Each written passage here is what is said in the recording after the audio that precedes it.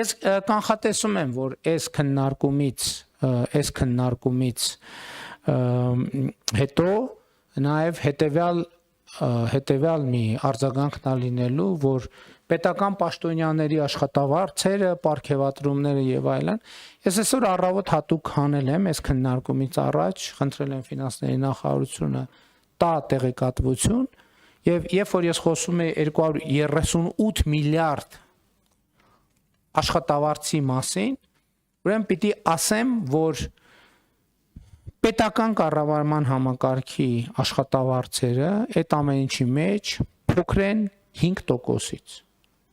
Պետական կառավարման համակարգի այդ բոլոր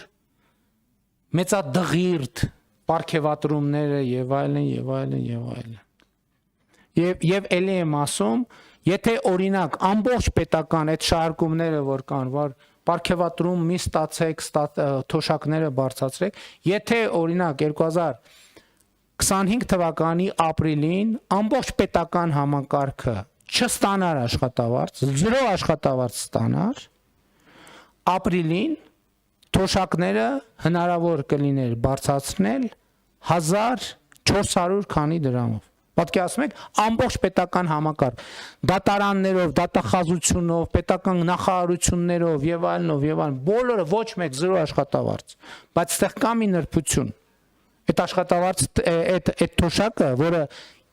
այդ համակարգին աշխատավարձ չտալով կարելի էր 1500 դրամ բարձրացնել, ենթադրենք մարդը ստանում է հիմա 30000 դրամ թոշակ։ Ենթադրենք ապրիլին մենք որոշել էինք, որ վերջ այս ամիս պետական հիմնարկներ, պետական համակարգը աշխատավարձ չի ստանում եւ դրա արդյունքում պետք է թոշակառուն ստանալ 31500 դրամ կենսաթոշակ։ Որոշումը կլիներ, բայց կենսաթոշակների 70%-ը այդ կենսաթոշակը չի ստանա ֆիզիկապես, որտեվ հռչակված կլներ, բայց այն համակարգը, որը պիտի այդ թոշակը A կետից հասնի B կետը, ուղղակի այդ համակարգը գոյություն չէր ունենա։ Լավ, մի ամիս կարար գոյություն ունենար, երկրորդ ամիսը գոյություն չէր ունենա արդեն։ Լավ, երկրորդ ամիսը գոյություն ունենար, երրորդ ամիսը գոյություն չէր ունենա վստահաբար։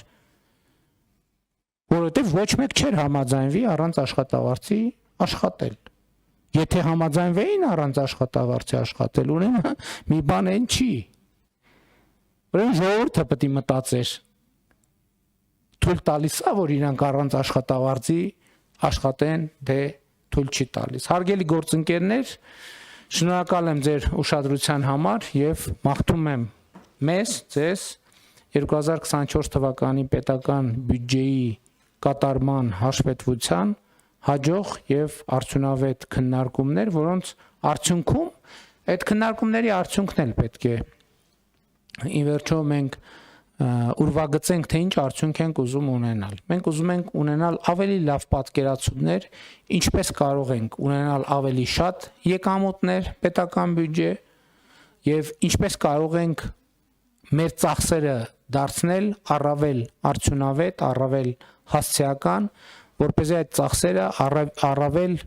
արդյունավետ ծառայեն Հայաստանի Հանրապետության քաղաքացիների անվտանգությանը, բարեկեցությանը, երջանկությանը։ Շնորհակալ եմ։